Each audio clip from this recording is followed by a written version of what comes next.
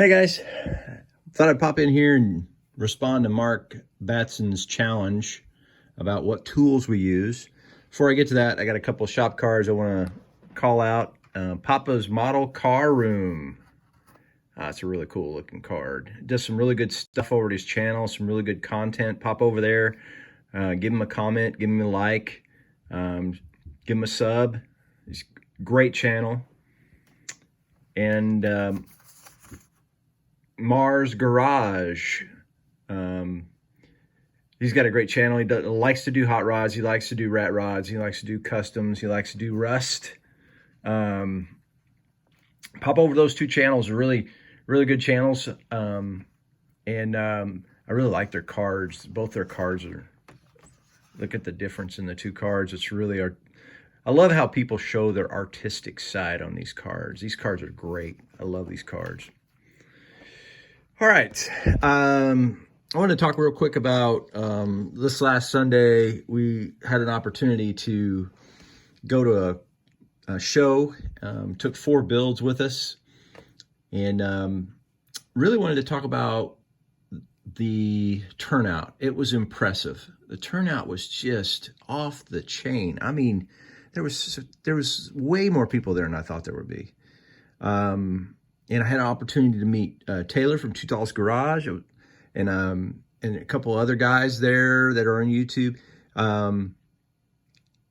Great talent. There was some great builds. We all won a little bit of hardware. It was just a great time, and really had a lot of fun. And that was only my second model car show that I've ever participated in. It was just a blast. So the hobby is doing really well. Really well. So let's get to the tools. So I don't really have any significant order here, but I'll go through them like I just have a pile of a pile of it here. So the bench is not the prettiest thing to look at, but I do think that a messy bench is a productive bench. So let's start with tape. So I use nothing but Tamiya tape. I have different sizes, but they're really nice and thin, and they're already detacked, so you don't have to worry about them pulling off. I have never had a problem with them pulling off any paint. So I've never been dissatisfied with any Tamiya's products. Tamiya's products. I have to make sure I concentrate on how to say it. There's a certain way you have to say it. I always say it wrong. Let's see. Let's talk about sanding. So this is a really coarse grit, so I only use it to mold plastic with. But I don't ever put pressure. That's a nice little tip that I learned a long time ago. Don't put pressure on your sanding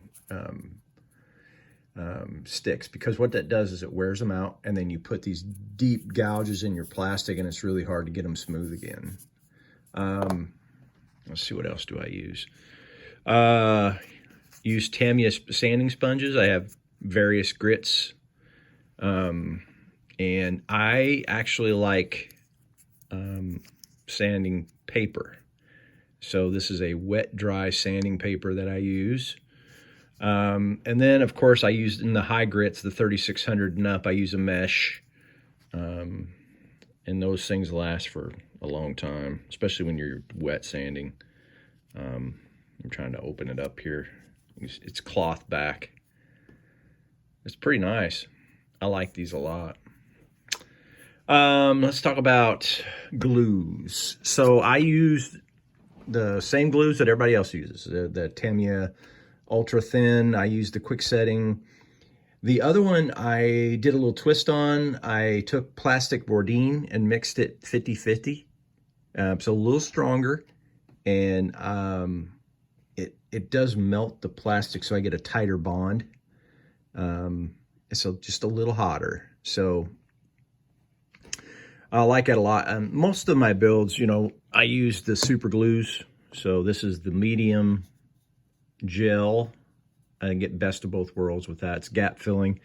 This is a foaming gel, so basically that just leaves behind a white residue, whereas this one is 100% foam safe and it's odorless. And the reason that's significant is I could use it on clear parts and not have to worry. See if I can get my camera to focus. Can't get it to focus today. Huh. Well, that ain't gonna work, is it? Anyway, so those are the glues, and then I use the Bob Smith Kicker. For those of you who don't know what that is, it basically sets your super glue so you don't have to wait forever. Let's see what else. Hobby knives.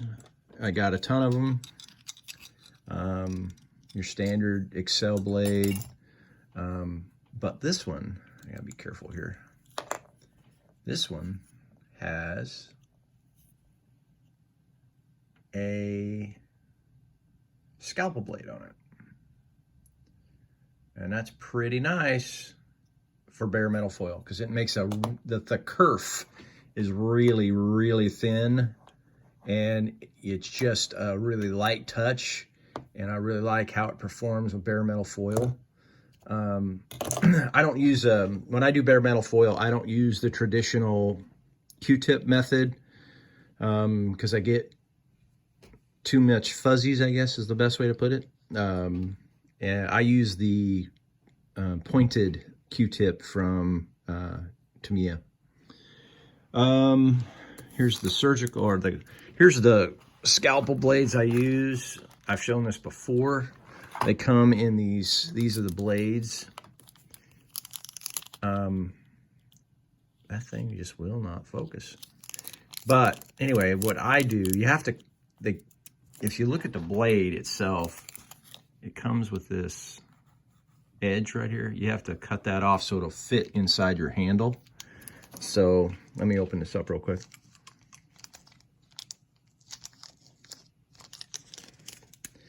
So the blade itself has this cardboard backing here so to protect your hand.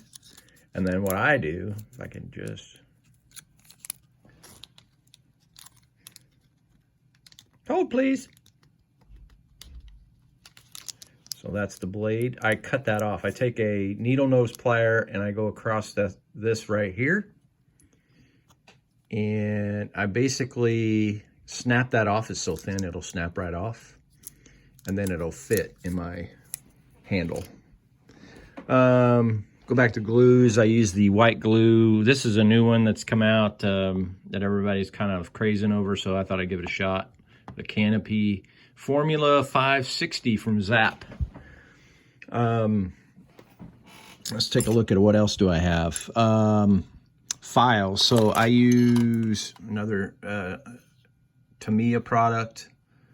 This is a really cool file. This is 6mm, very light touch. And then this is their other files that I use. Those are really handy. I use tweezers from Guess Where. Yep. And then, hold on to your shorts. This is a different brand. This is iFixit.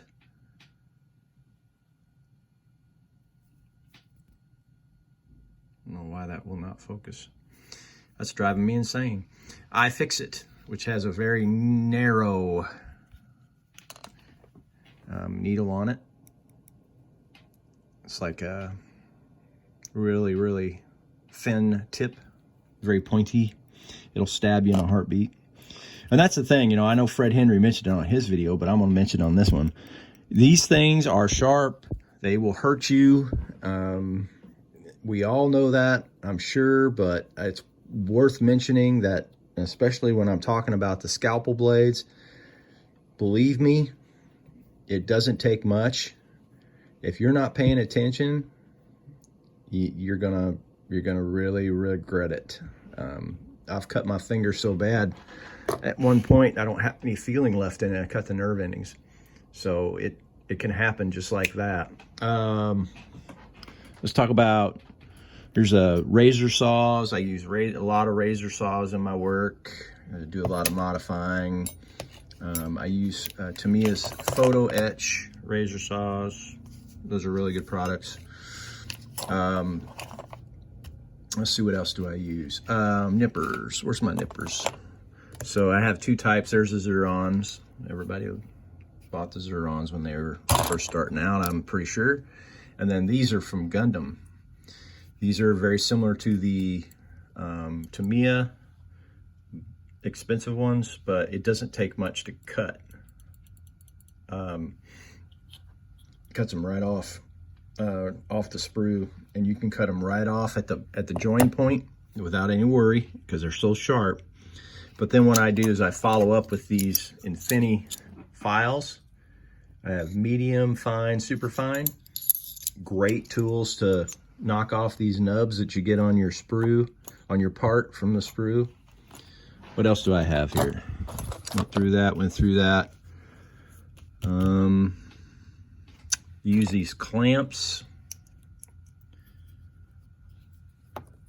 for engines and such. Then Tamiya tape. That's the vinyl tapes, real thin tape. I got the 1 millimeter, 5 millimeter. And then I have the chisel. This is the wide one. And you can just scrape stuff off. This is really, the way I have this set up is for firewalls. But I got these from Micromark, and they're thinner and they're sharp, and they will take off. The thing I like about these, and the reason I bought these, is chrome strips that you don't want on the side panels on your